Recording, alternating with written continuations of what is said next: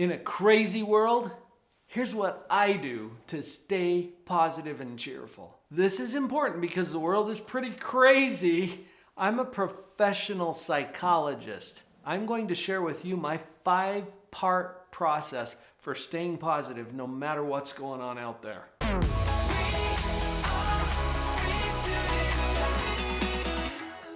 In these 5 parts, I've even got a special gift for you with part number 3, so watch for that. My primary specialty as a professional psychologist is positivity, an acknowledgement. You're going to hear about toxic positivity. This is where people just pretend that everything's peachy. It's like they close their eyes to the pain or the challenge of real things that are going on in real people's lives, paste on a smile, and just think positive. How annoying and irritating is that? Look, as a professional psychologist, I know the psychology behind positivity. I know what the brain is doing to create the feelings that we experience on a regular basis. So we're getting past the trite, fluffy, just think positive into the real science and art of positivity and how we can create it by choice. This is what I'm calling pathological positivity. That's the title of my first book. And I've taken a little bit of flack for the title because some people think I mean toxic positivity. No, I make a distinction here. The word pathological in the world of psychology means disordered, disconnected from reality, crazy. And it sounds a little crazy to some people to consider what I'm presenting in these strategies that I'm sharing with you here today, that you can choose positivity no matter what. Pathological also means compulsively driven, like in the term pathological liar. They can't stop. And someone who's pathologically positive develops a dogged determination to choose positivity regardless of the circumstances. And it's not ignoring the pain. It's doing something different with it.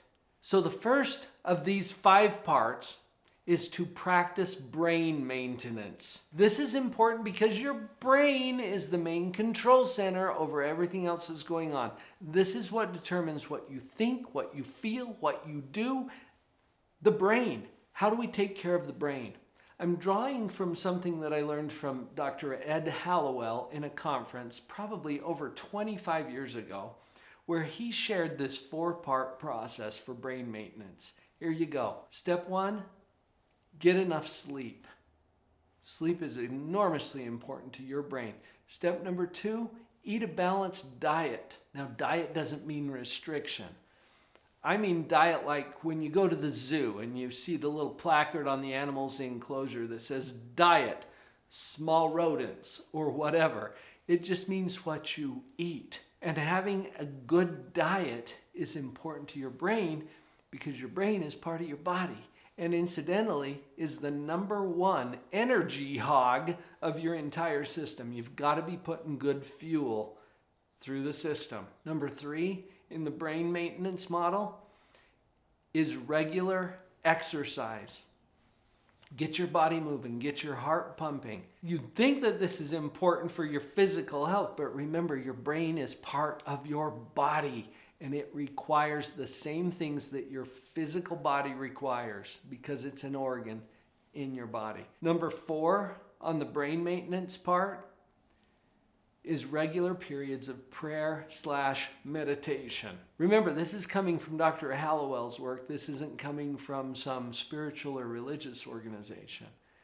Prayer, meditation, those kinds of things quiet the noise in your world and allow your brain to be more healthy. Part 2 in this 5-part process is to practice positivity, meaning to engage in it on purpose regularly. I do this every day. My practice, I'm a psychologist, and my practice is positivity. I literally practice positivity. I have people ask me sometimes, Dr. Paul, how do you stay so positive and cheerful? I practice it daily. I talk to my clients about it. I share ideas with you here on YouTube. Our coaching platforms are all built around positivity and not just the think positive that we hear from motivational speakers or gurus from the stage. We're talking how to operate the equipment of your own mind and practicing it on a regular basis. That's huge. Make an intentional effort to do this. It'll change everything. Now let's go to part 3, but before I get to that and the gift that I promised you, I want you to take just a moment and do yourself the favor of subscribing to this channel. Hit the notification bell. I'll help you to practice. I promise we'll bring new content to you every week that will help you with that practice. Now, on to part number 3 of our 5-part strategy. Watch the input. When I was talking about the brain maintenance in Dr. Hallowell, we talked about diet, okay? What you're putting into your mouth. What are you putting into your mind? What is the kind of literature that you read? What kind of videos do you watch? What kind of music are you listening to? It matters. It has a profound impact on the output. The gift that I promised you is my top 10 list. I have put together my current top 10 list of favorite personal development books. Don't worry about trying to copy it off from the screen. I'll put this in your inbox. Just go to drpauljenkins.com. The URL's right here on the screen. /best books, all one word. I'll put this in your inbox. And a little disclaimer, these are my current favorites. My list changes from time to time, but go grab it, and I've got reasons for each of these books being on the list.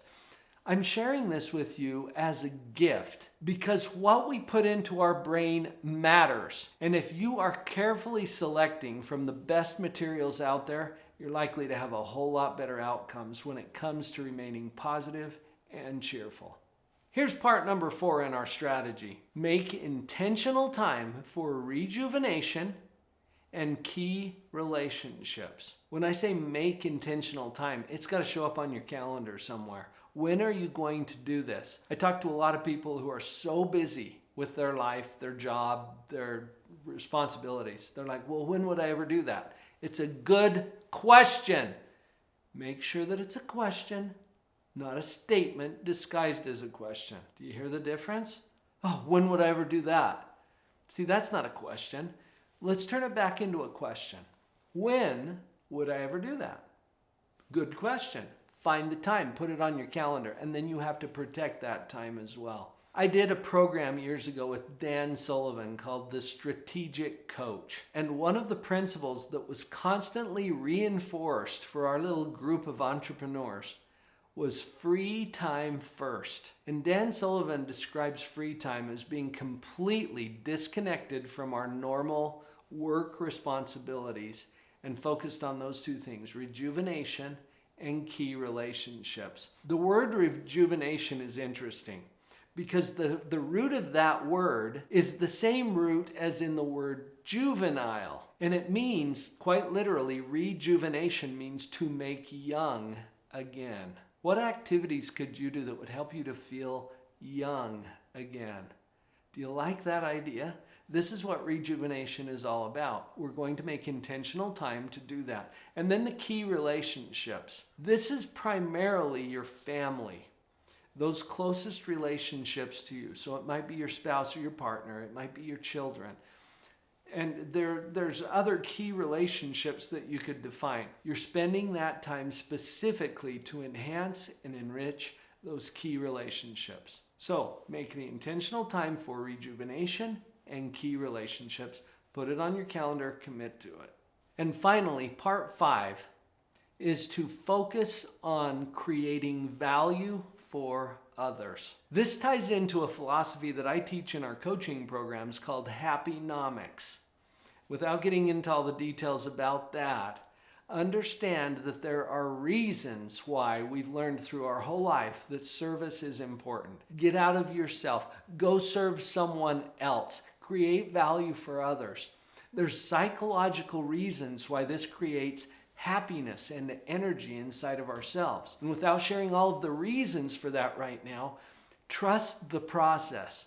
As you focus on creating value for others, it creates a positive flow. Positive flow meaning in your own life and in your own psychology. Yes, it creates value for them too, That's kind of a strategic side effect to the fact that this puts us in a position where we get to experience positivity and cheerfulness now. Think about one of the times when you've been trapped in your own thinking or feelings where you're feeling down or dark or depressed or inadequate. And what happens if you get up and serve someone? If you create value for someone else, what happens to your own feelings?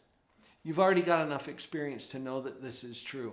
Let's make it an intentional part of our 5-part process for creating that positivity and cheerfulness. This is what I try to practice on a regular basis. This is what I teach and coach others to do as well. I promise it works. If this content is really resonating with you, make sure you queue up that next video, how to reprogram your mind to stay strong and positive. I'll see you there.